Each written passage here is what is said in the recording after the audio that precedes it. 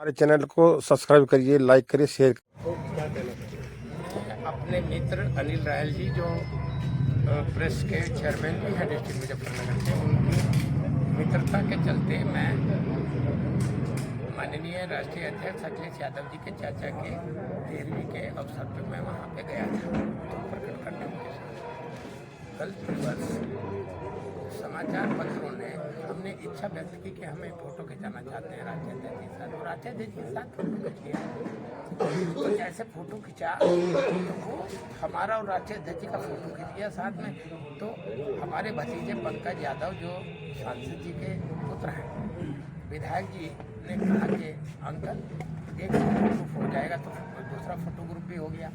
वो लोगों ने मान लिया कि हम समाजवादी ज्वाइन कर गए।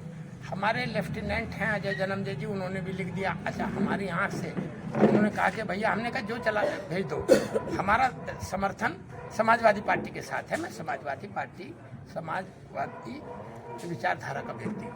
ये बात हो गई।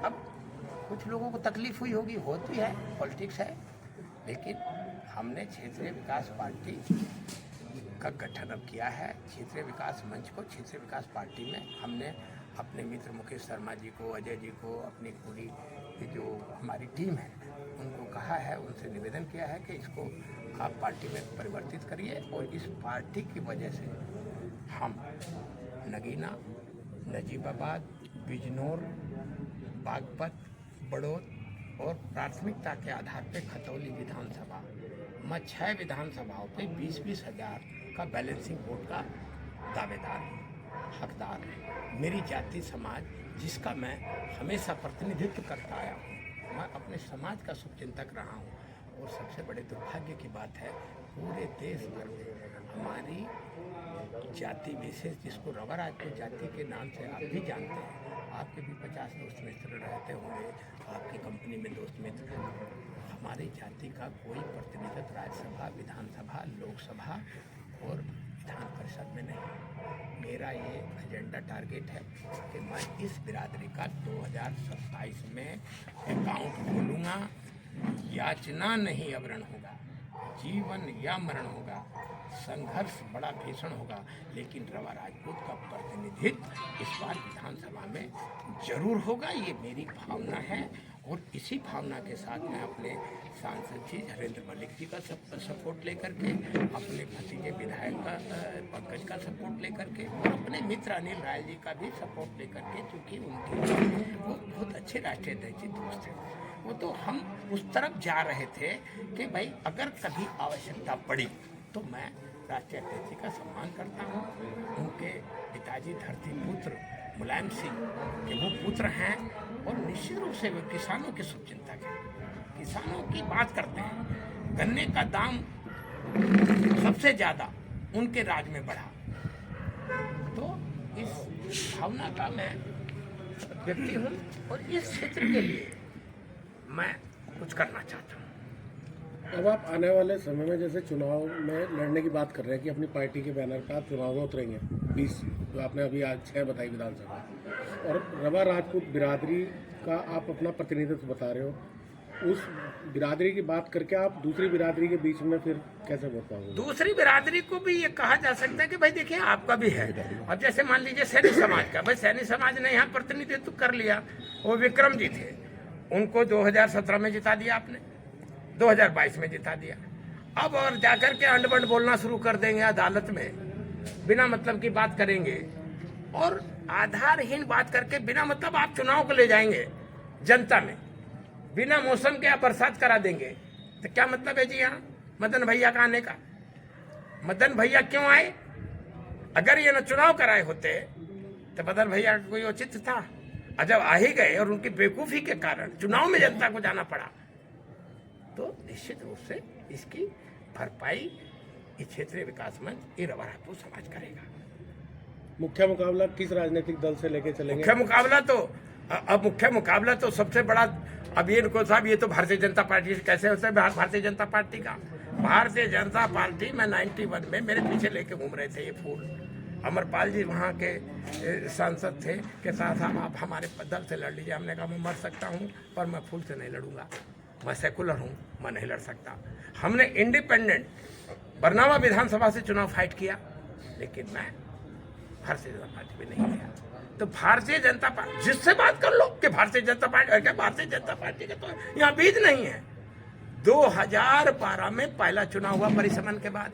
इस विधानसभा को मैंने परिसीमन करा करके जो जाट जाति समुदाय का एक विशेष वर्ग का वोट था उसको कटिंग करा के, काट के, छांट के ऐसी विधानसभा बढ़ा दी। यहाँ से बंजारा लड़ा दीजिए आप, यहाँ नट नहीं है, यहाँ नट को लड़ा दीजिए, यहाँ किसी बिरादरी जाति के आदमी को लड़ा दीजिए, उसकी बात बराबर की होगी। ऐसी पूरे उत्तर प्रदेश में खतौली विधानसभा है।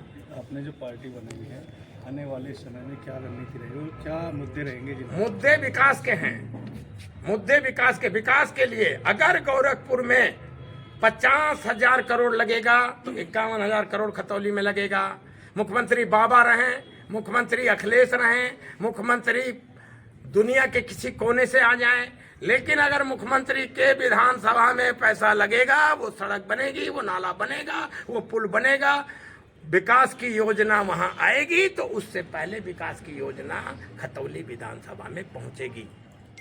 ये इस भावना के साथ मैं रवा राजपूत संगठन, रवा राजपूत समन्वय समिति को लेकर के साथ चलूंगा और समाज के सारे वर्गों से मैं बात करूंगा कि भाई तुमने सबने रह लिया है, सब जाति समुदाय का जो है एक एक प्रतिनिधित्व करता है। अरे कम से कम अब इस रवा राजपूत समाज को भी आप मौका दीजिए, इसको भी नहीं। विगत महीने पहले आपने एक बात कही थी किसी कार्यक्रम में कि संजीव बालियान मुख्यमंत्री बनने चाहिए। संजीव बालियान विकास करता है, लेकिन संजीव बालियान नेता नहीं है।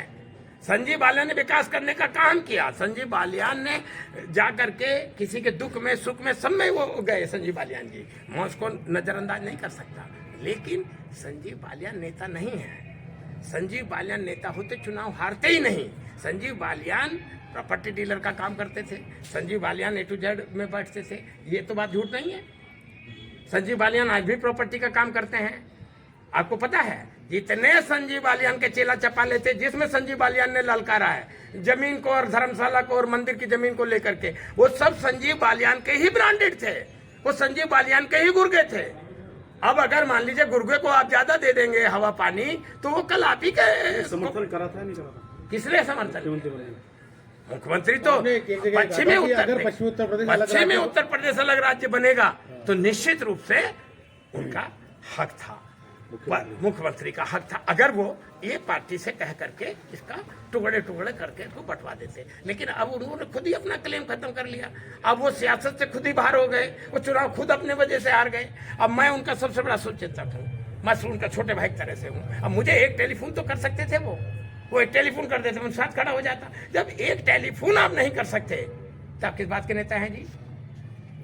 हमने कहा भी कि हम आपको जो है जोड़ करके समर्थन मांग रहे हैं, हम अपनी पार्टी खड़ा करना चाहते हैं, तो इसमें मेरा क्या अपमान हो गया जी? इसमें मेरा क्या अपमान हो गया? तो इसके लिए तो जो बोएगा वही काटेगा। बोया पेड़ बबूल का तो आम कहाँ से लाऊं? तो हरेंद्र मलिक जी आ गए हैं, तो अब उनका बेटा मुख्यमंत्री बनाएंगे भारतीय जनता पार्टी की सरकार वाले, और खाएंगे समाजवादी वाले। ये तो सीधा सीधा गणित समझ में आ रहा है। आप ये जानते हैं कि नहीं, नरेंद्र मोदी और आदित्यनाथ योगी की लड़ाई है। इस लड़ाई का यही होगा फायदा हमें सबसे ज्यादा। इस लड़ाई का फायदा हमें ये होने जा रहा है कि इसका प्रदेश का बंटवारा होगा। अब बंटवारा होगा तो वो जो बेंच की लड़ाई है, हाईकोर्ट की लड़ाई, जिसके लिए हमने लाठियां खाई, डंडे खाए, रेल रोकी, तमाम तरह के आंदोलन किए, लेकिन बेंच नहीं बनी। अब वो बेंच भी आ जाएगी। तो मैं तो चाहता हूं कि नोएडा में राजधानी बननी चाहिए। उत्तर प्रदेश पश्चिम की राजनीति नोएडा में बनेगी तो फिर पश्चिमी उत्तर प्रदेश का विकास होगा। ओके।